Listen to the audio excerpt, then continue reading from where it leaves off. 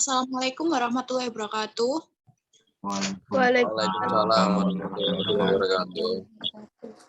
Di sini kami dari kelompok 2 akan mempresentasikan mengenai negara dan konstitusi. Berikut adalah nama kelompok kami. Untuk materi selanjutnya akan disampaikan oleh teman saya Ahmad Wildan Maulana. Perubahan konstitusi menjadi suatu agenda yang tidak bisa diabaikan. Hal ini menjadi suatu keharusan dan amat menentukan bagi jalannya demokrasi suatu bangsa. Realitas yang berkembang kemudian memang telah menunjukkan adanya komitmen bersama dalam setiap elemen masyarakat untuk mengamandemen UUD 1945.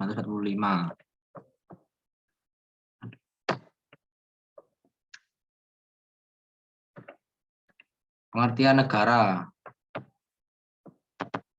Negara adalah suatu organisasi dari sekelompok atau beberapa kelompok manusia yang bersama-sama mendiami atau wilayah tertentu dan mengakui adanya suatu pemerintahan yang mengurus tata tertib serta keselamatan sekelompok atau beberapa kelompok manusia tersebut.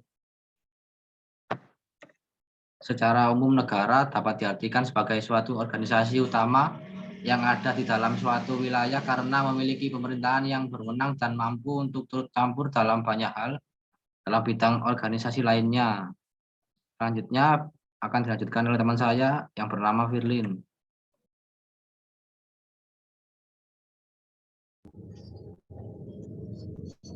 Unsur-unsur.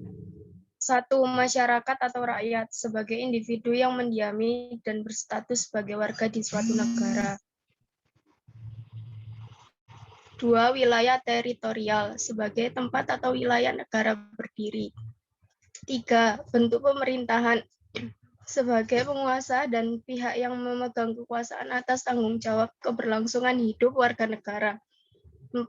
Pengakuan dari negara lain sebagai bukti bahwa negara tersebut terbentuk dari berdiri secara resmi dan legal.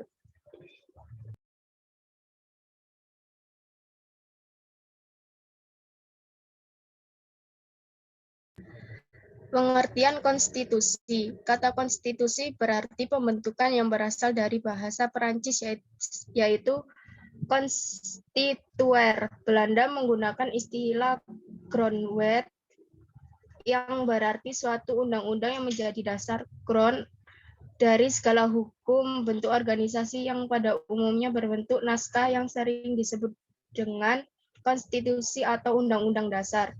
Dahulu konstitusi digunakan sebagai penunjuk hukum penting yang dikeluarkan oleh kaisar atau raja yang digunakan secara luas dalam hukum kanon untuk menandakan keputusan substitusi tertentu. Dibacakan oleh Kurniawan.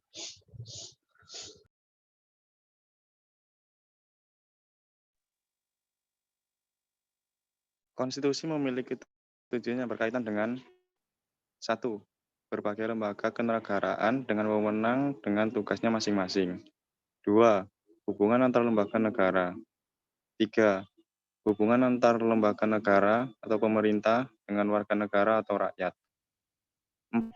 Adanya jaminan atas hak asasi manusia. 5. Hal yang sifatnya mendasar sesuai dengan perkembangan zaman. Semakin banyak pasal yang terdapat dalam suatu konstitusi tidak menjamin konstitusi tersebut baik. Selanjutnya akan dibacakan oleh teman saya yang bernama Udin.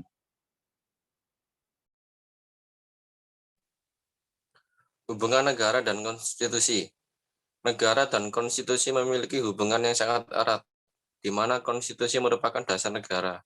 Dasar negara memuat norma-norma ideal yang penjabarannya dirumuskan dalam pasal-pasal yang terdapat pada Undang-Undang Dasar atau konstitusi yang merupakan satu kesatuan utuh di mana tercantum dalam pembukaan Undang-Undang Dasar 1945 dengan dasar negara Pancasila. Melaksanakan konstitusi pada dasarnya juga melaksanakan dasar negara. Untuk selanjutnya bisa dibacakan oleh teman saya yang bernama Ningrum.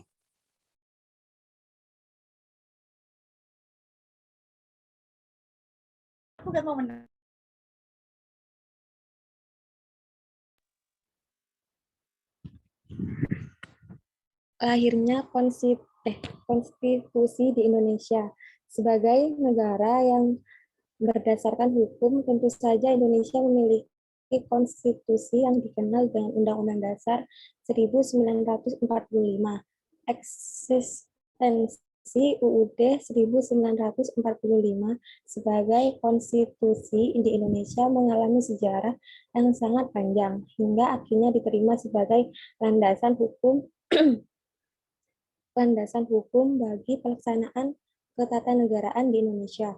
Dalam sejarah, UUD 1945 dirancang sejak tanggal 29 Mei 1945 sampai 16 Juni 1945 oleh Badan Penyelidik Usaha-usaha Persiapan Kemerdekaan Indonesia BPUPKI yang beranggota 21 orang yang ditetapkan berdasarkan maklumat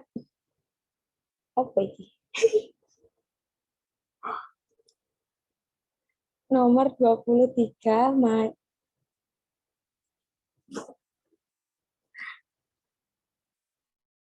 Badan ini menetapkan tim khusus yang bertugas menyusun konstitusi bagi Indonesia merdeka yang kemudian dikenal dengan nama Undang-Undang Dasar 1945 UUD 1945.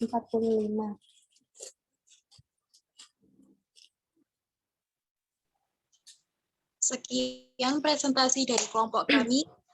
Assalamualaikum warahmatullahi wabarakatuh. Waalaikumsalam. Waalaikumsalam warahmatullahi wabarakatuh. Wabarakatuh.